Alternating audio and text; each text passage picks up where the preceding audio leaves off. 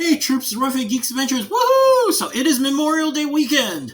And back in the day until the Marvel Cinematic Universe and who knows how many other big budget tempo films kind of went, you know what? We start the beginning of May and say, heck with Memorial Day weekend. We make a lot more money. Memorial Day weekend was a big deal. You hear folks like me who are old who talk about even going back to Jaws when, safe to go back to the water, blah, blah, blah, blah, blah. But this year is one of those really special years because it's the 40th anniversary for Return of the Jedi. Yes, when Star Wars tried to get kind of cute with furry teddy bears that basically fought like the North Vietnamese army. When Harrison Ford was trying to convince George Lucas, just let me die, okay, please. Okay, fine. Never mind. I'll be in your movie. When the director convinced a whole bunch of special effects people that you know what, Admiral Akbar should be the leader of the whole fleet of Republic forces. Why? Because it's nice to have an alien being who doesn't look all cute and fuzzy be one of the good guys. Psh! Oh, and of course you got to see finally.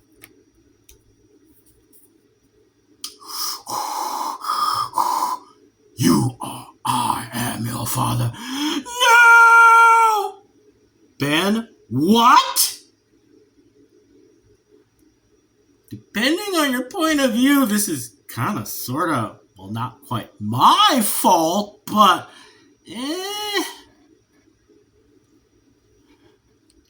I do a shrug and eye roll, but, But anyway, so yeah, I'm one of those folks who remembers very fondly that summer in '83 when,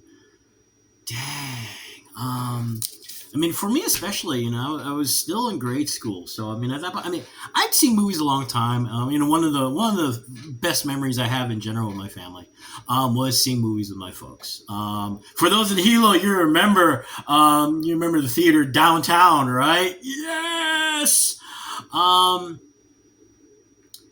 No parking. At the time, Japanese serial movies were a big thing, or Japanese sci-fi films were. So, we're watching serial stuff like Kamen Rider, Kikaider on there.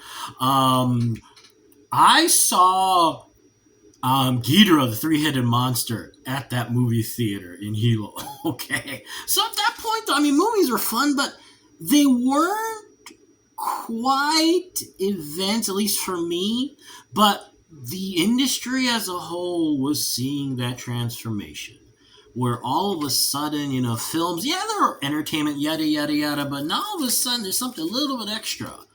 Jaws, The Exorcist, these were films that you actually had people at work going, did you see that? Oh my, and of course the one that kind of, these films, of course, kind of cracked the door open to go, Star Wars just kind of kicked that door open with a lightsaber and blew it out. And especially a film series where it wasn't just one film where, okay, yeah, there was Jaws 2 and blah, blah, blah, but let's be frank here. It's Jaws. And after that, as Michael Caine likes to joke, Jaws Revenge paid for a house. So,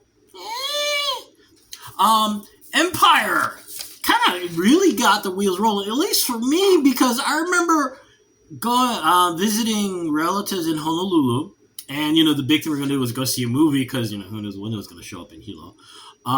Going to Empire Strikes Back, and I was kind of meh about it when it was over, mostly because I'm like, you did not end the movie that way. Are you serious? What do you mean Han is in this giant block of stuff? What do you mean Vader is Luke's father? And that actually was the biggest thing, is that I still remember in grade school, during recess, we're all going, no, he's not Luke's father, and everyone going, Well, when he says Vader killed Anakin, maybe that was meant metaphorically. Now that we've seen all the films, we realize that Ben was going, okay, what kind of BS am I going to pull out to explain this to this kid? So, all of a sudden the movie transformed. It's not just, it becomes something bigger. Something that kind of takes on a life of its own. It's not just about the story. It's all these things interconnected. All of a sudden, this giant, expands beyond being just this film, and also people interacting about it, talking about it. And then there was that first trailer. I mean, I don't remember what movie it was, but I just remember seeing the first trailer. Because back then, it really didn't. For me, there wasn't really any way to know when it was coming out. All we knew was to be continued, and it's like, really? So to see the trailer, it's all of a sudden like, wow, we're gonna see everything what happens. Opening weekend across the planet was insane. In Hilo was kind of the same.